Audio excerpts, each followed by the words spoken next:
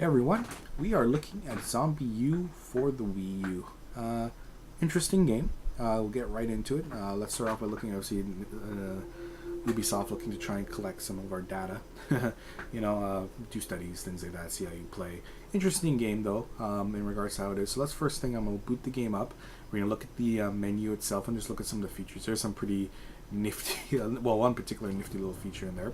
You can see you have the campaign, multiplayer, leaderboards, Uplay, which for those who've been playing games for a while, you know what Uplay is, ability to connect in, things like that.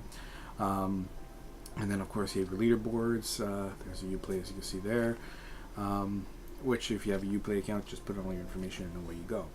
Options pretty straightforward, controller options, nothing unusual or different there, left-handed, right-handed, which is nice. You have your, axis inversion, sensitivity, rumble features, aiming help, which aiming help is nice for this game. Crosshairs, brightness, you can adjust your brightness. You pretty much for most, depending on your setup and things like that, you may have to adjust it all the way out. It depends on how you like to play and if you how dark you like it, things like that. I mean, they do say have the furthest zombie, there's 3 zombies there, and have them kind of faded a little. I found that actually playing a little bit darker looked nicer on my TV, but then you got your sound display and everything like that and your credits.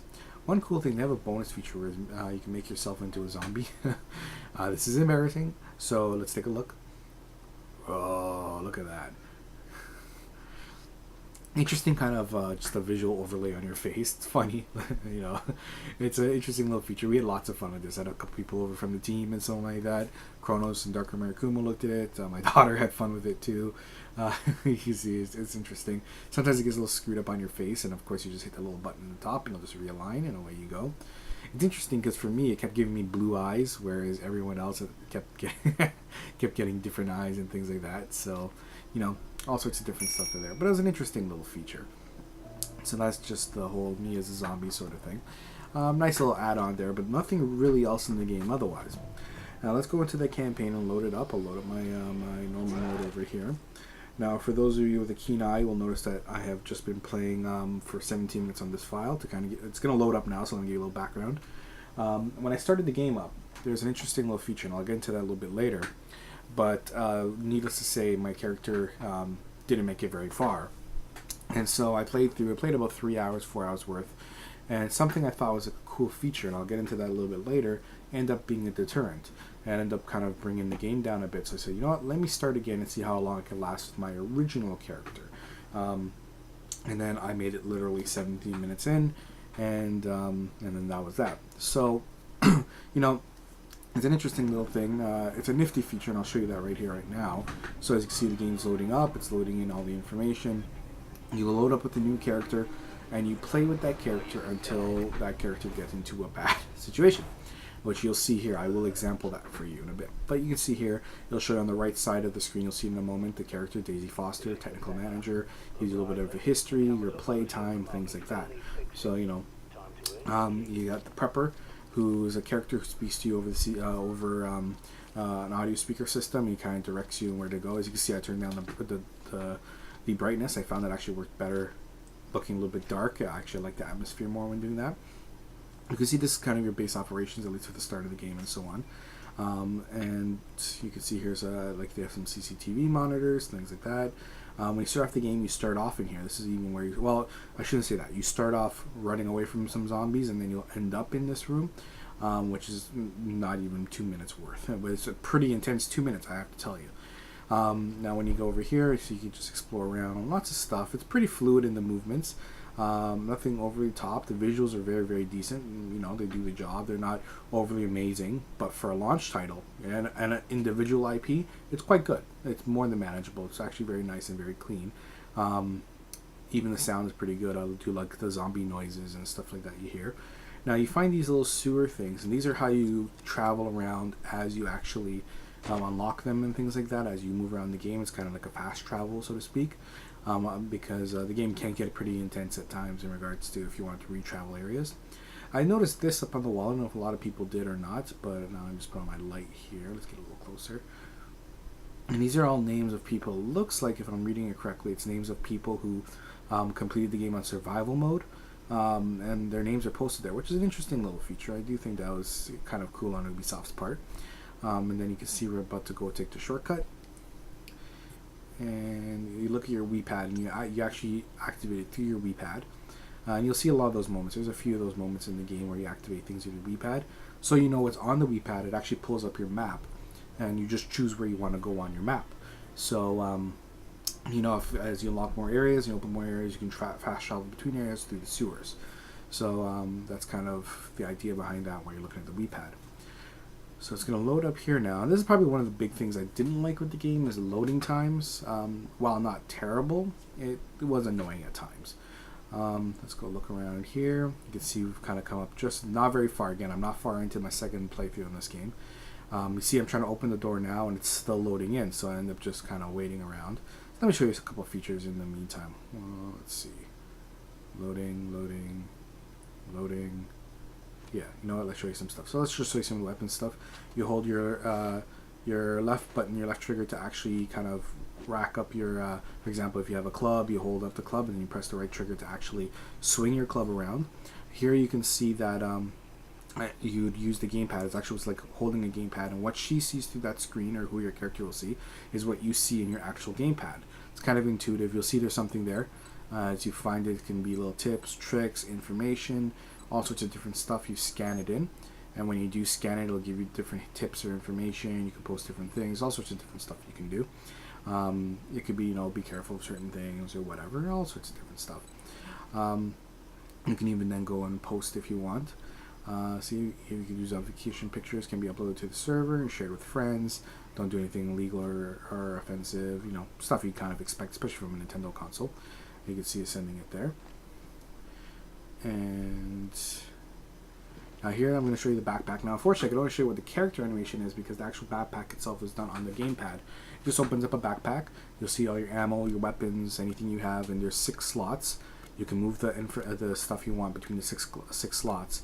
And then when you need to switch them, when you're playing in real time, you just kind of reach your thumbs over, touch one of the slots, and you pull out your gun, or you pull out your club, or medicine, chocolate bars, whatever, right? So let's just open this up here. Let's go for a little walk. Now, I slide under here, and I'm going to pretend to be brave for a moment. Look, just want to make sure. Remember the double tap from Zombieland? Yeah, that's right. Just be sure. And then I got spotted. Oh, I'll take him out. Don't worry. Now look at that. I love that those type of animations. You crack the guys open, and that sounds a little macabre, but yeah, it's pretty cool. And then I realized I just got myself into a whole big set of trouble. So I'm just trying to crack them off. And there is one thing, and I'll show you very shortly what I was talking about, the one thing I didn't like with the game. I started off liking it, but didn't.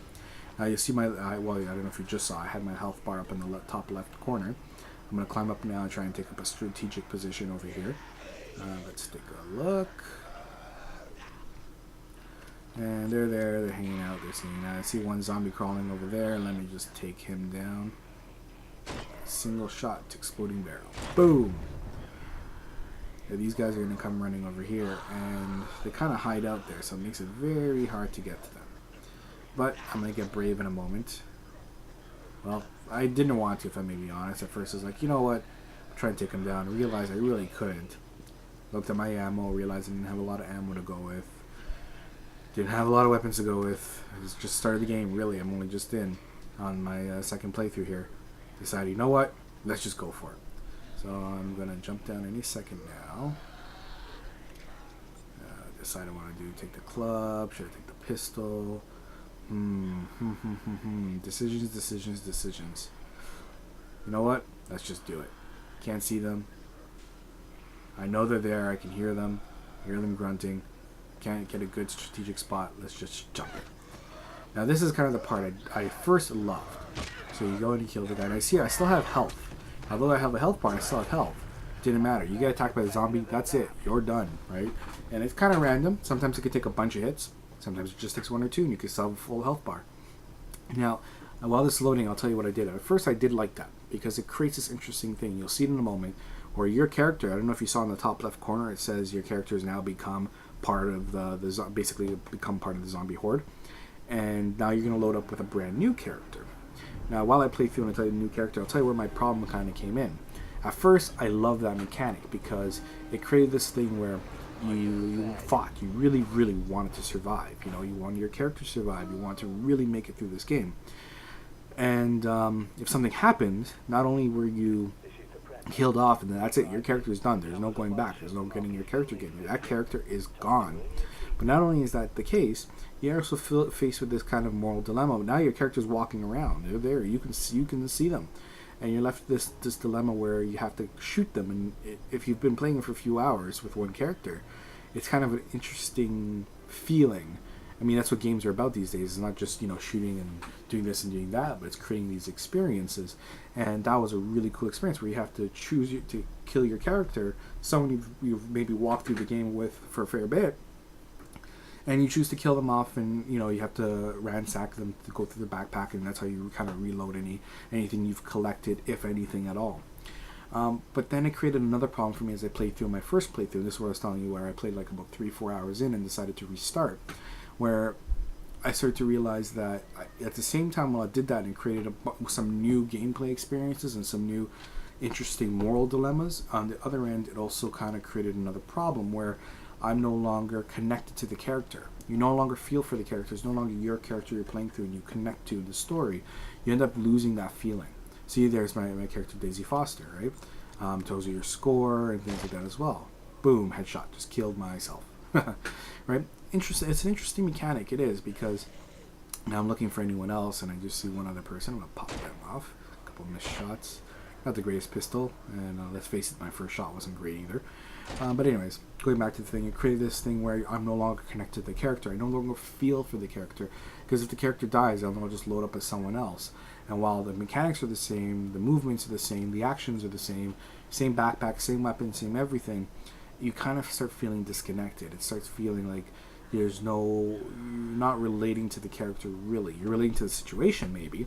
I mean, as far as you can with zombies anyways, but you also don't feel that same connection. And it did create a little bit of a problem for me later on. And that's one of the reasons why I wanted to just restart. And I restarted and said, let me try my very, very, very best to survive as much as I can. I made it 17 minutes in and then died again. They really don't make it all that easy, if I may be honest. On one end, though, it makes it really challenging. Here you can see I'm collecting some stuff. Got handgun ammo and things like that. I do like the challenge. I love a lot of the concepts built within the game. By a lot of means, it's actually a pretty good game. It's just, I don't know, I felt like a little bit of a loss on that. But I'll show you a little bit more in. That's probably my biggest gripe, is that it's both on a really, really cool positive in the sense, like I said, where you encounter yourself, you have to shoot yourself, you spend time with this character, you collect all this stuff. But then when it becomes a few times, maybe 2-3 times, depending on how good you are at the game, maybe even a couple more times, you start feeling disconnected and it loses that appeal. You see here, I'm just taking a smart way out on this. Zombies can't get to me. Let's take them down, shall we? That's right. Oh, poor zombies. You can't figure out the whole fence concept. What to do? Oh, these poor fences. What are we gonna do? We're just hungry and we can't eat because we can't figure out climbing on a fence. Anyways, not too far in more. I'll show you guys a little bit more. Here you see I'm just ransacking the characters, and that's another thing I liked about the game. I like games that kind of put you, like you think about the original Resident Evil, for example, where not a lot of ammo, not a lot of resources to use. It's all about you being quick on your hands and quick with your mind, and know when to shoot and when to run. This game gives you that feeling as well, which is really cool. I like games that kind of throw that at you. So now that we're in here, and I'll show you this last little bit of level, it's time to kind of give it a score. So looking over the entire game and the score in itself, at the end I think I would give it a 7 out of 10. I think that while it's not perfect, and it's not, and if anyone says otherwise, I would fight that. It's not a perfect game. It is a good game in its own merits, and I think for a launch title, it is a good game. I think it stands strong with visuals. While not amazing, it's still good. I didn't like some of the shading they used at times, but hey, not bad. And I think that, great zombie noises, great feeling, great atmosphere. Story is engaging, aside from my one little problem. So, things like that. And when it comes to it, collect or reject? Well, I would tell you guys that for this game, if you're a Wii U owner, this is definitely a collect. You should be buying it. You should have it. Of course, if you're over 17, you should definitely have this game. If it's it's not a title that will make you run out and go buy yourself a Wii U. It's not that type of title. It's not a a new game, game to bring you in. But it's a fantastic title. If you have a Wii, you should have it definitely. Make sure to check out MediaPurchasGuide.com. This is Nexus. Take care.